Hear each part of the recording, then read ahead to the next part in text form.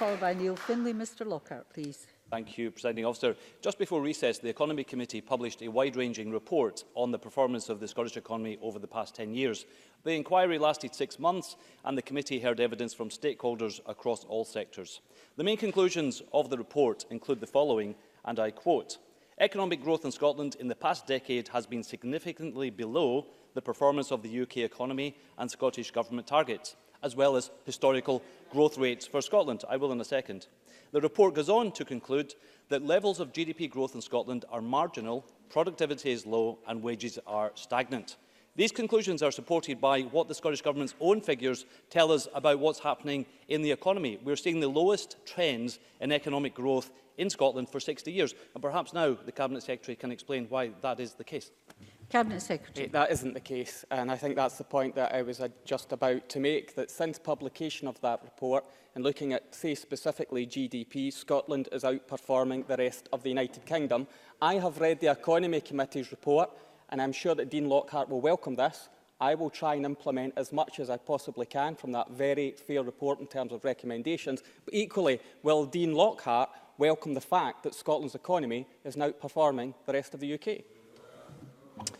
Mr Lockhart. I would welcome any good news on the Scottish economy because it's such a rare event. And what I would say to the Cabinet Secretary is read page 14 of the Economy report. It shows that for the last 11 years that his party has been in power, the Scottish economy has lagged behind the UK for 9 of those 11 years. That's the economic reality. And every leading forecaster between now and the next Holyrood election is forecasting for the Scottish economy to continue to underperform the rest of the UK. That is the economic reality that the Cabinet Secretary has to realise. Also, wages are falling across the economy, productivity levels continue to decline, record numbers of shops are closing on high streets across Scotland, and we've heard the latest GERS numbers show the highest ever gap in the public finances between Scotland and the rest of the UK, resulting in a record union dividend of over £1,800 per person.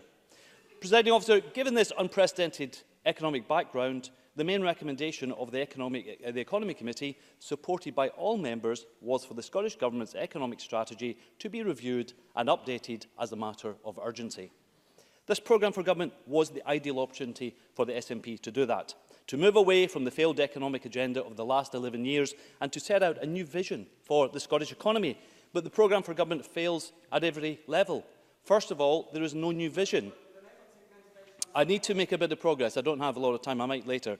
There is no new vision.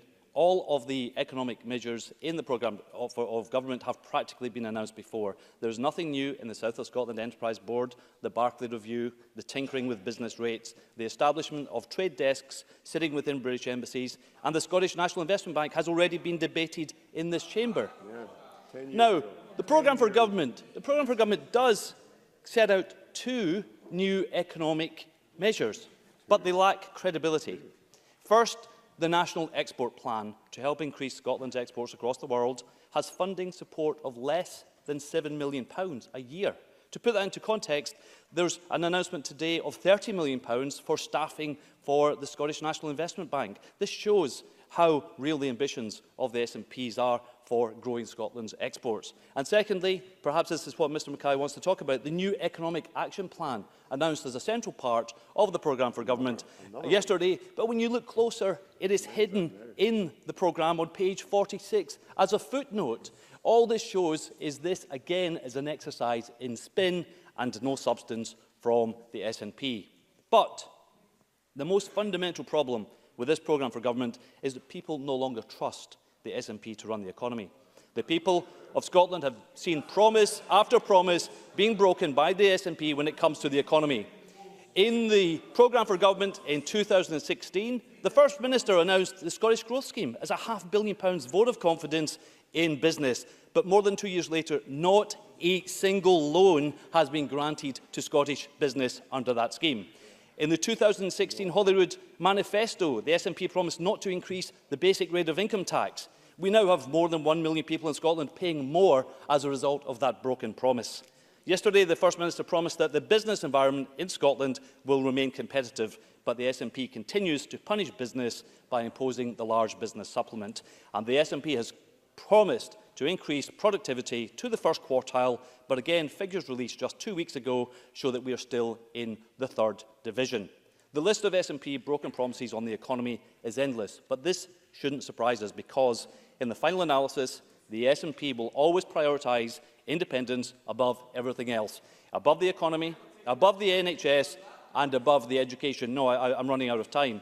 It was the First Minister, I'll remind the Cabinet Secretary, it was the First Minister herself who made it clear, and I quote, "Independence transcends the issues of national wealth, oil and balance sheets." It could not be clearer what the priority is.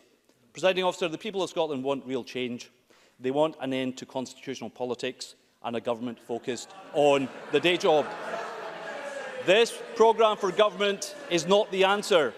It is now clearer than ever. This is a tired government, out of new ideas, out of its depth and running out of time.